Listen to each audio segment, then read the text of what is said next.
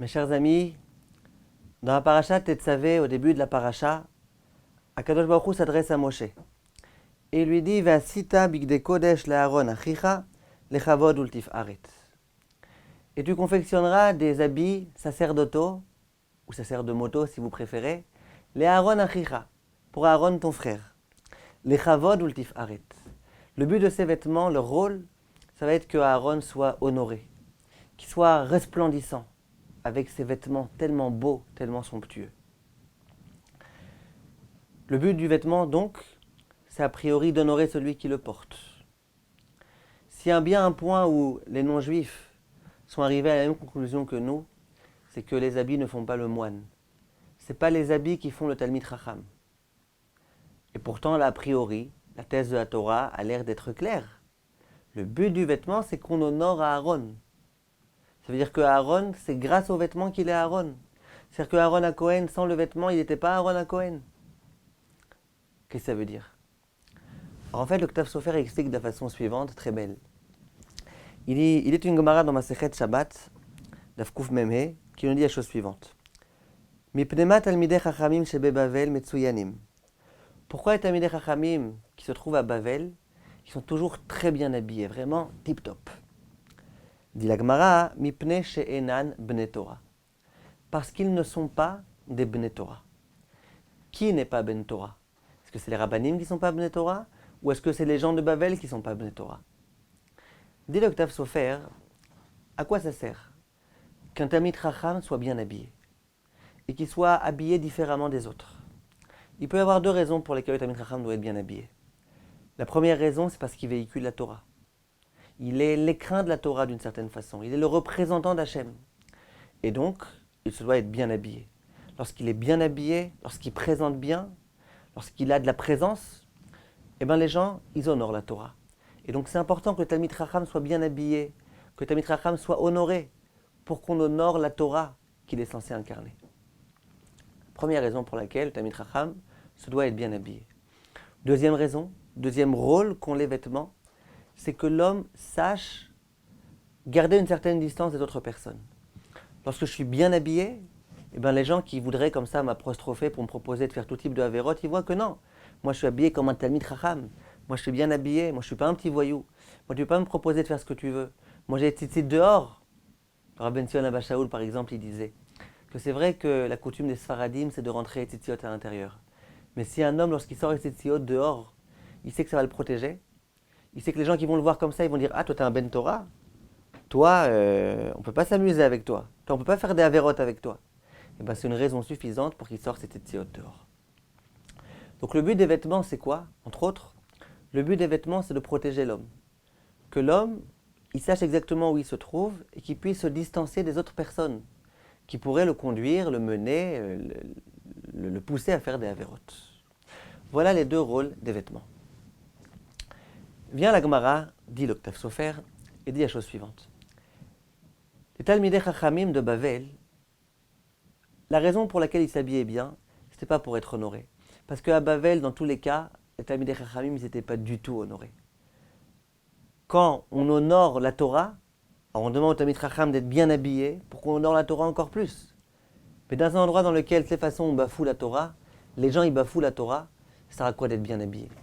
Donc la raison principale pour laquelle ils étaient bien habillés, ce n'était pas pour être le symbole de la Torah qui est honoré.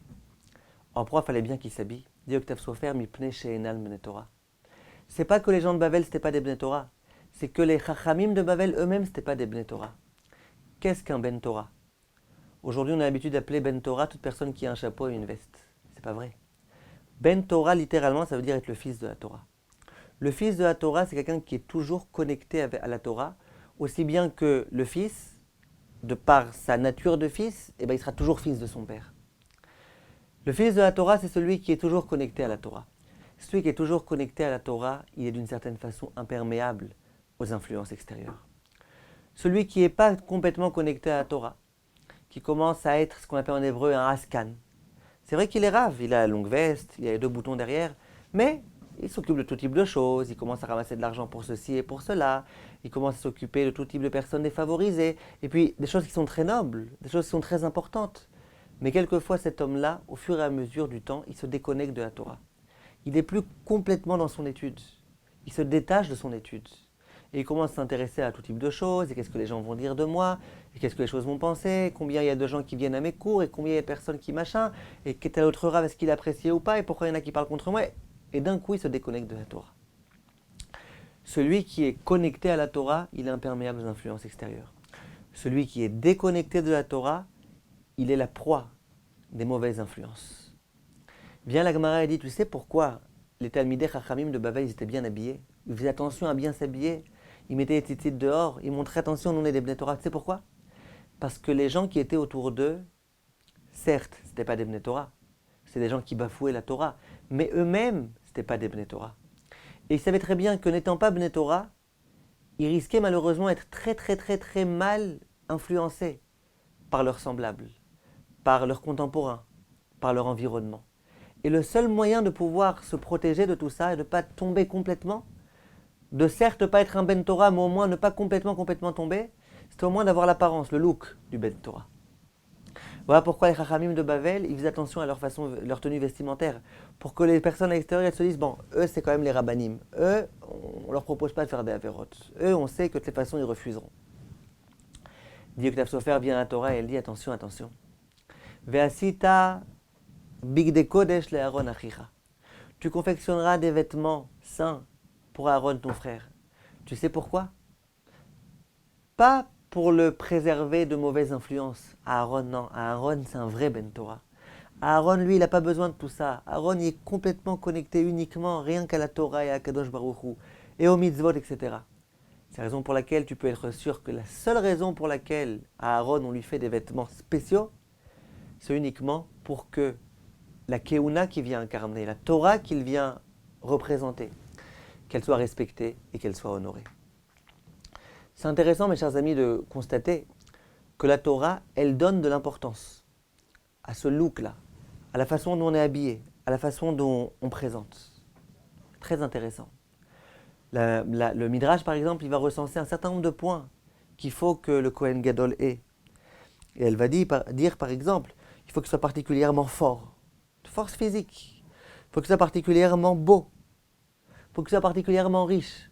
A priori, des choses qui sont purement matérielles. La Torah, ça intéresse. On considère vraiment que le Kohen, s'il est riche, s'il est beau gosse, on considère vraiment que c'est ça qui a de l'importance. C'est ça la qualité qu'on attend, qu'on exige de la part du Kohen Gadol. C'est une qualité d'être beau, d'être riche. Ça veut dire quoi? Qu'est-ce qui se cache ici? En fait, il faut savoir, mes chers amis, quelle est la thèse de la Torah. D'après la Torah, les vertus matérielles, en tant que vertus matérielles, elles n'ont aucune importance. Rien du tout. Si quelqu'un pense que la beauté, ça a une importance en tant que beauté, en tant que telle, ça n'a rien du tout, aucune importance. Zéro. La richesse a de l'importance? Zéro. Zéro. En tant que telle, ça n'a aucune importance, la richesse. Par contre, comme tout zéro, si jamais on met un zéro à côté d'un 1, ou un côté d'un 2, ou un côté d'un 3, d'un coup, ça prend une valeur. C'est cette façon-là qu'explique le Roi Chaim. Il dit 0, c'est 0. Par contre, tu mets un 0 à côté d'un 1, ça fait 10. Tu mets 2 zéros à côté d'un 1, ça fait 100. 3 zéros, ça fait 1000.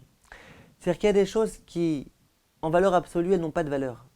Mais quand elles viennent au service de quelque chose qui a de la valeur, d'un coup, elles prennent de la valeur. La beauté, en tant que telle, ça n'a aucune valeur. Si quelqu'un pense qu'être beau en tant qu'être beau, c'est quelque chose d'important, ça n'a aucune espèce de valeur.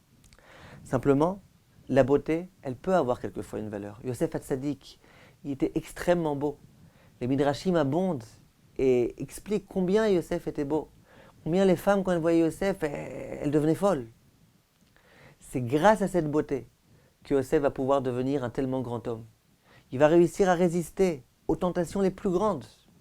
C'est pour ça que lorsqu'un jour, dit la Gemara, l'homme va arriver au jour du jugement, et qu'on lui demandait pourquoi tu n'as pas étudié la Torah, s'il ose dire c'est parce que j'étais trop beau, et donc, malheureusement, j'avais tout type de séduction, on lui dira attention, tu n'étais pas plus beau que Yosef.